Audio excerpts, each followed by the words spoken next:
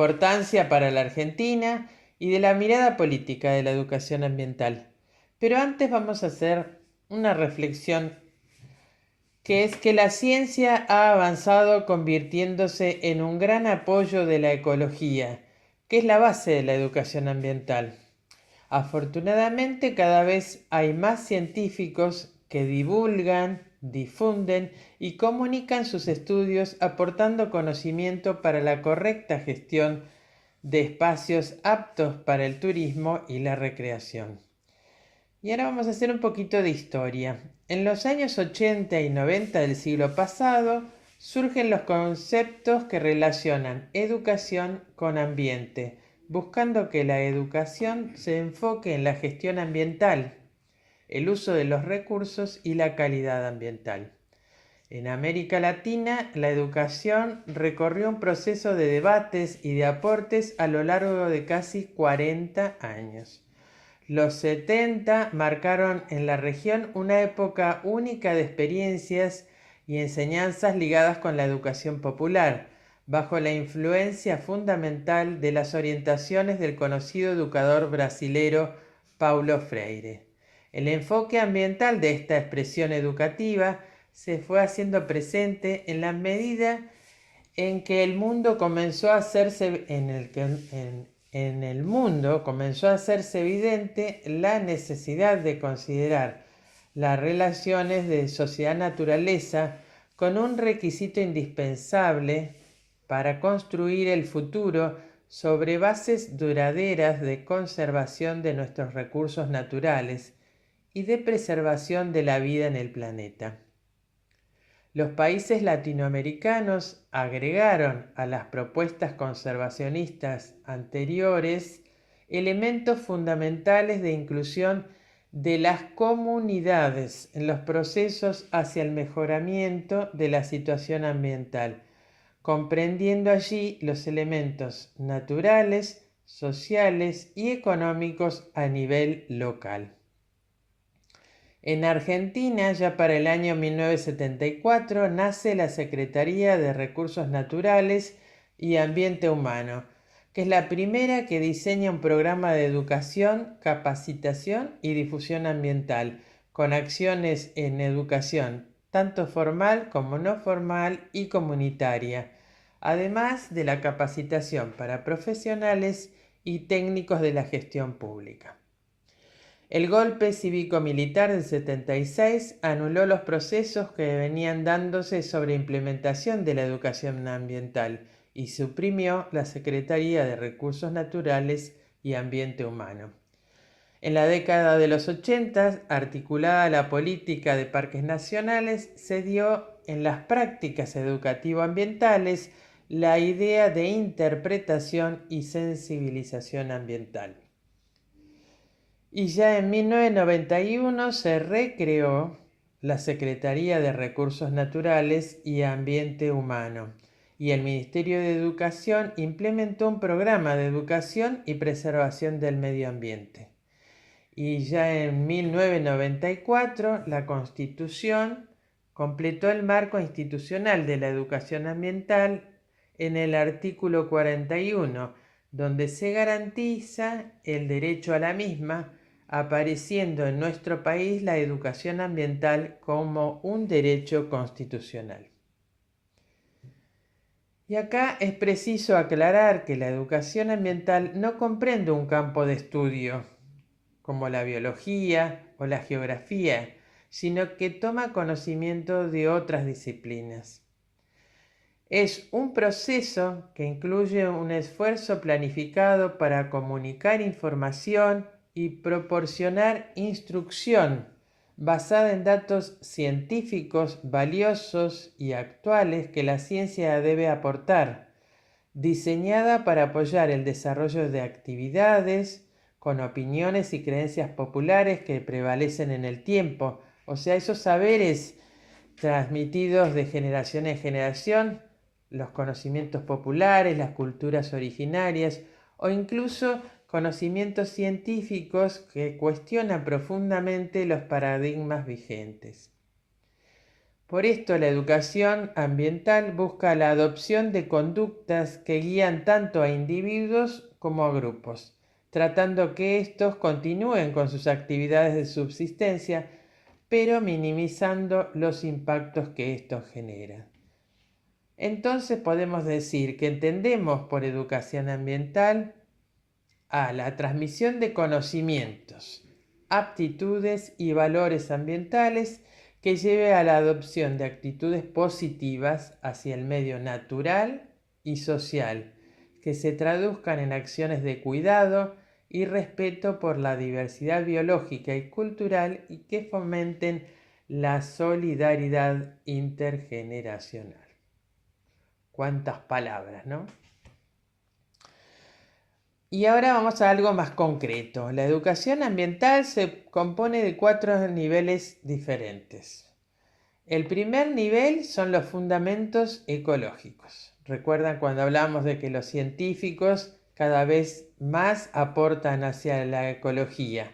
Y acá estamos en ese punto, los fundamentos ecológicos que necesita la educación ambiental.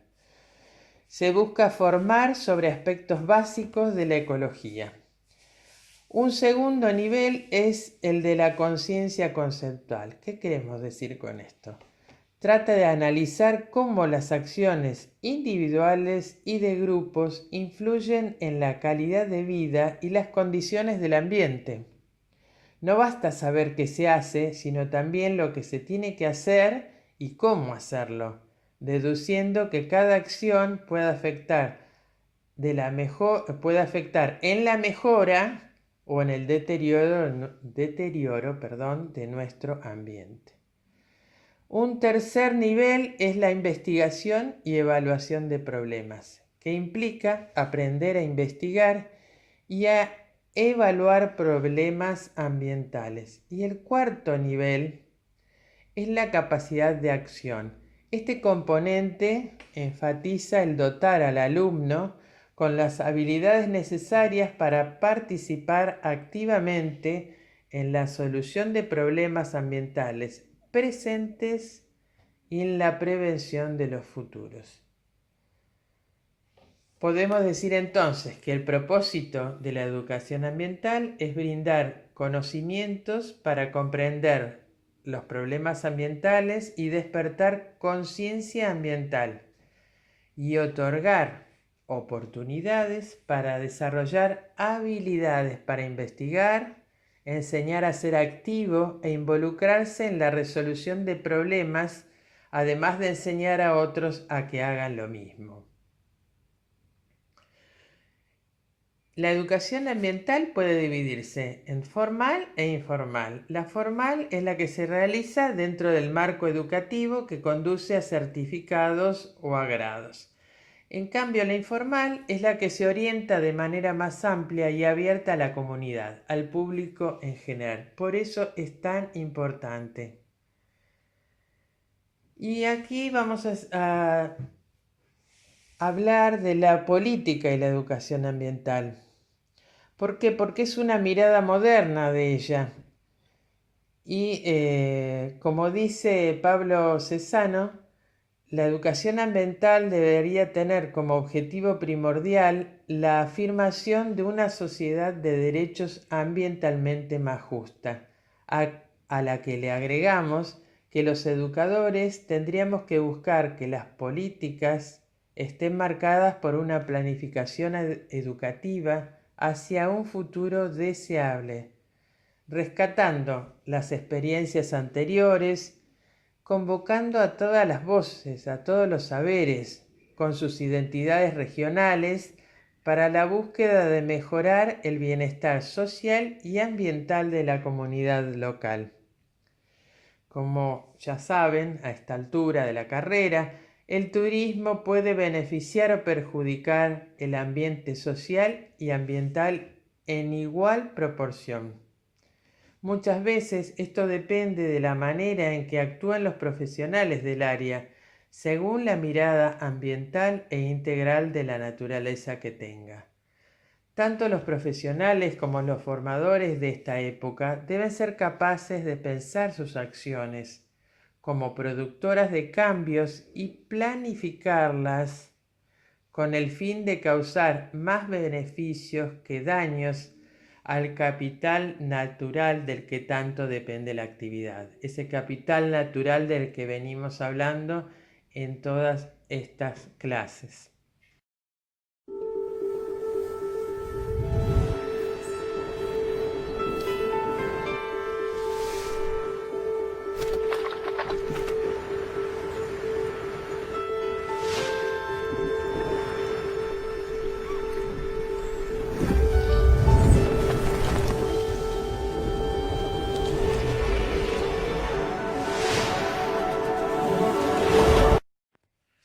Bueno, y aquí llegamos a la última parte de la clase, que es la de la interpretación. Freeman Tilden, ya en 1957, un escritor estadounidense que se lo conoció como el padre de la interpretación, escribió sobre la evolución de la educación ambiental al crear un nuevo concepto, la interpretación. Y ustedes dirán, ¿qué es la interpretación ambiental? Es un tipo de educación que utiliza los ambientes naturales como aula de clase. Es decir, que es una estrategia educativa, una herramienta educativa que permite a la audiencia aprender, sensibilizarse y saber cómo actuar adecuadamente respecto a un recurso, a un sitio, a un ambiente, un ecosistema, teniendo un contacto cercano con este mismo espacio. La interpretación es tomada como la estrategia no formal y dirigida a toda la comunidad, por eso es tan importante. Es la conexión emocional e intelectual de las personas con la naturaleza y los valores culturales asociados a ella, como hemos visto en los servicios ecosistémicos. Es el componente fundamental y herramienta también primordial de la educación ambiental. Es la más efectiva porque en lugar de regular e impedir determinada conducta o práctica, trabaja con el visitante y no contra él. No prohíbe, sino que le facilita el entendimiento con la naturaleza. Tiene fines de preservación y conservación de la biodiversidad y de la cultura. La definición que da Tilden, como les decía, el conocido padre de la interpretación, nos dice que es una actividad educacional cuyo propósito es el de revelar el significado y las relaciones de nuestra herencia cultural y natural, para que el visitante de áreas silvestres protegidas tenga experiencia de primera mano y de manera ilustrativa, a través del uso de objetos originales, paisajes o sitios, en lugar de limitarse a comunicar datos fríos y objetivos. Por eso decimos que es un instrumento útil y efectivo mediante el cual el educador o el intérprete puede explicar un recurso natural o cultural a su audiencia de forma interesante y amena, lo que genera beneficios tanto para los visitantes como para los recursos naturales y culturales en sí mismos, promoviendo un mayor entendimiento y sensibilización de la audiencia hacia estos lugares. Según Tilden, la interpretación ambiental en áreas protegidas tiene 6 principios. Uno es que cualquier interpretación que no se relacione con la personalidad o la experiencia del visitante será totalmente estéril. 2, que la información como tal no es interpretación. ¿Por qué? Porque la interpretación también incluye la experimentación. 3, que es un arte que combina otras artes, ya sea científicas, históricas o arquitectónicas.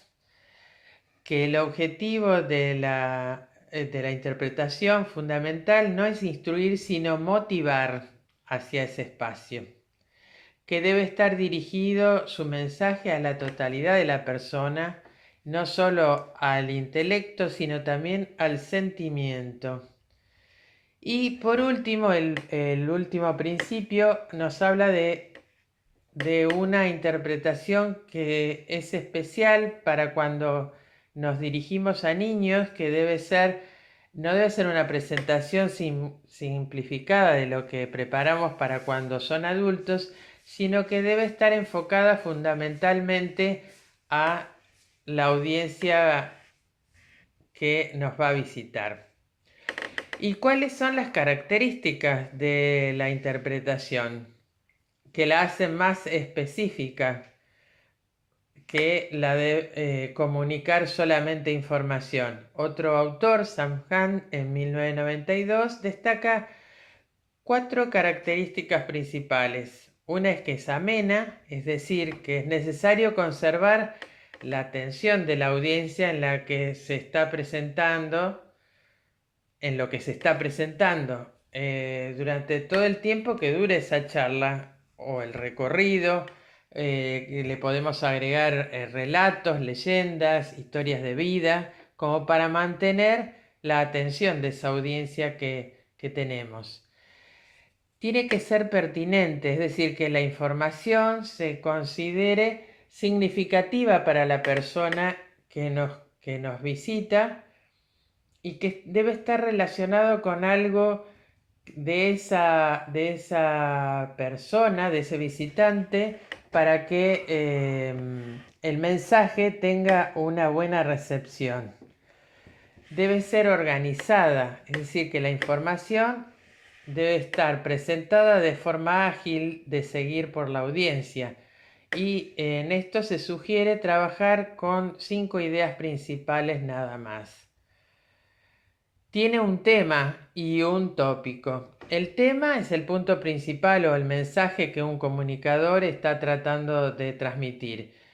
Y en la interpretación, además del tema, hay un tópico, o sea, el objetivo o motivo de la presentación. Por ejemplo, si nosotros tenemos el tema las aves migratorias, un tópico puede ser cuidado de las áreas que las aves utilizan para su aprovisionamiento. Otra de las características más nuevas es las que nos marca Larry Beck y Ted Cable. Dice que la pasión es el ingrediente indispensable para una interpretación poderosa y efectiva. Pasión por el rasgo que es interpretado y por aquellos que vienen a inspirarse con él. Actualmente nosotros le agregamos otra característica, es que se basa en la experiencia. La experiencia se refiere al proceso de obtener conocimiento que permite cambiar las actitudes de las personas, de manera que finalmente se puede integrar en su identidad individual. Es decir, que nosotros lo que buscamos es que esa persona que tuvo la experiencia en la naturaleza cambie la actitud hacia determinados impactos que se relacionan con esa experiencia que ha tenido. Las experiencias son particularmente ricas en su capacidad de involucrar múltiples sentidos, en particular olores, sensaciones táctiles que son mayores en la naturaleza que en contextos construidos por el hombre. Recuerden cuando hablábamos del análisis o de los componentes sensoriales del paisaje de Berkeley. Sería un poco esa relación. ¿Cuáles serían los objetivos de la interpretación ambiental? Tiene varios, como son ayudar a que el visitante desarrolle una profunda conciencia, apreciación y entendimiento del lugar que visita, hacer que la visita sea una experiencia enriquecedora y agradable, también a cumplir fines de manejo en 2 vías. Una, por el uso correcto del recurso recreativo, y otra porque la presión sobre el territorio donde el área pueda soportar para no producir impactos sea menor. Y También promover una comprensión pública de los fines y actividades de las áreas protegidas y los espacios naturales en general. Y hay distintas técnicas de interpretación. Seguramente algunos de ustedes o muchos de ustedes habrán estado en algún área protegida y recuerden, también lo hemos visto ahora cuando han hecho los exámenes, el primer parcial, que hay áreas protegidas que tienen un centro de visitantes, que es un edificio, una sala especial en la que hay exposiciones de objetos, fotografías, muestras, que hacen o que nos muestran, antes de que ingresemos al área en sí, qué es lo que nosotros vamos a ver y cómo nos tenemos que comportar en esa área. En general están combinados con una tienda para la venta de mapas o guías con información más detallada. Hay también en algunas áreas, al lado del centro de visitantes, un centro educativo, que es un edificio diseñado para ofrecer actividades educativas. Hay debates, hay información académica. Y por ejemplo, en la isla Martín García, que es uno de los espacios que les ha tocado a ustedes analizar, tienen un centro de visitantes y un centro educativo. Otra de las técnicas son las muestras y exposiciones, que aparecen como elementos permanentes dentro de otro espacio, como un despliegue móvil. Ofrecen objetos, dioramas, modelos a escala de seres vivos, fotografías, entre otros. Luego tenemos también las publicaciones, que son una forma de llegar a mucha gente en diferentes formatos, tanto impresos como digitales. Y los medios interpretativos más comunes son las rutas autoguiadas, lo que implica el establecimiento de paradas a lo largo del trayecto que recorren los visitantes, que puede ser una carretera, como es por ejemplo una ruta escénica que han visto también, o un sendero, como también han analizado, para ir a pie, o un río, o una línea de ferrocarril. Cada parada en ese trayecto ofrece un rasgo que se interpreta mediante un folleto o una señal o un equipo de audio que suele ser marcada o por un poste o una etiqueta o una señal numerada. También están las rutas guiadas en las que hay un intérprete y es una de las mejores y más efectivas técnicas interpretativas. ¿Por qué? Porque se puede adaptar permanentemente al visitante. Estos paseos guiados se recomiendan para grupos de escolares o grupos pequeños, para familias, y el grupo no debe ser mayor a 30 personas. También tenemos el código QR para turismo, que son contenidos multimediales online del sitio turístico que se informa. El visitante tiene una guía online de 24 horas que escanea el código QR desde una aplicación en su teléfono móvil. Y otra aplicación de telefonía móvil es, por ejemplo, las apps de Aves Argentinas, donde ustedes pueden bajarlo al teléfono y tienen una guía ampliada de todas las aves que encuentran en el sitio a visitar. Y ahora vamos a ver cuáles son los beneficios de la interpretación, que son varios. Tenemos beneficios promocionales, que se pueden promover valores, se pueden promover sitios, se pueden promover prácticas y objetivos de gestión, como también la misión que tienen los gestores de esa área protegida. Tiene beneficios de ocio, ya que es un valor añadido a la experiencia turística que se debe presentar en un marco de amistad e informalidad, como además conecta con las emociones, tiende a lograr que se disfrute más y que no sea solamente un contacto con la naturaleza. Tiene beneficios educativos, ya que dijimos que es una herramienta de la educación ambiental que se realiza en las áreas protegidas. Tiene un beneficio económico, ya que el turismo utiliza la interpretación como una parte clave de su producto para todas las modalidades, no solo para el ecoturismo. Le da un valor adicional que lo hace atractivo para los mercados, que se traduce en mayores beneficios. Tiene también, como ya habíamos visto, un valor de gestión y conservación, ya que es un instrumento eficaz de gestión que reduce el impacto que produce la llegada de los visitantes, estimulando la responsabilidad personal, no solo por el uso del recurso, sino mostrando el valor de su conservación. Y acá, en este punto, para terminar, volvemos a la pregunta, o nos hacemos la pregunta de por qué pusimos en la unidad de impacto del turismo y la recreación la educación e interpretación ambiental.